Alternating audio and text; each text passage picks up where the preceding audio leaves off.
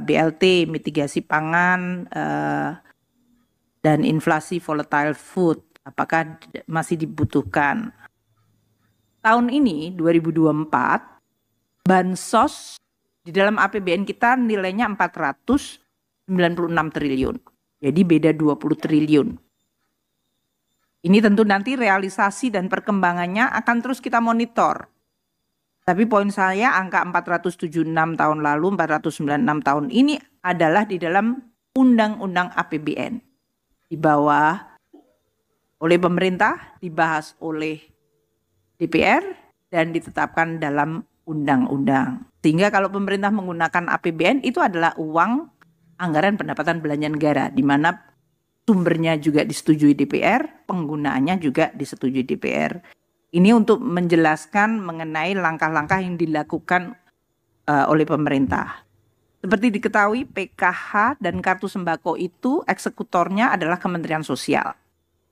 Jadi dalam hal ini, nanti Kementerian Sosial yang bisa menjelaskan program PKH dan sembako, termasuk kalau ada tambahan atau terjadi modifikasi dari program-program itu, Ibu Kementerian Sosial, Ibu Menteri Sosial yang tentu akan menjelaskan.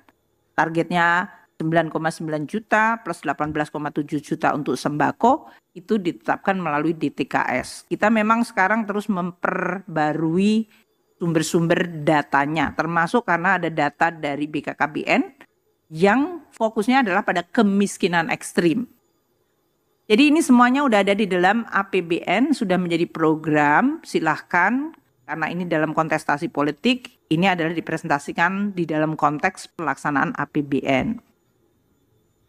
Untuk berbagai bantuan-bantuan sosial, nanti kami akan bisa menjelaskan secara terpisah ya, karena ini APBN itu cukup banyak sekali programnya. Nanti kalau saya menjelaskan di sini, teman-teman KSSK jadi ini kayaknya kayak konferensi pers APBN gitu. Jadi nanti saya akan jelaskan. Tapi ini untuk menjelaskan tadi yang disampaikan bahwa BLT, terutama kalau untuk mitigasi pangan yang 6 bulan, terutama dikaitkan dengan tadi akselerasi untuk menyelesaikan kemiskinan ekstrim tahun 2024. Seperti tadi diketahui, harga pangan itu adalah the most sensitive di dalam menentukan kemiskinan masyarakat, daya beli dan langsung memukul.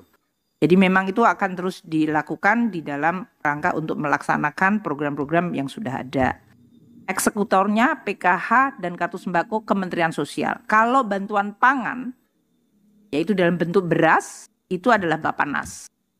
Tapi data targetingnya semuanya dibahas di dalam konteks yang sudah ada. Jadi seharusnya tetap mengikuti apakah itu DTKS atau tambahan data yang berasal dari BKKBN.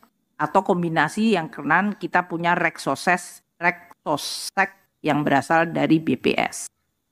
Itu mungkin untuk menjelaskan mengenai bansos-bansos yang dilakukan pada tahun lalu, tahun ini, dan tahun-tahun ke depan. Karena bansos itu selalu cukup merupakan bagian yang cukup besar di dalam APBN kita.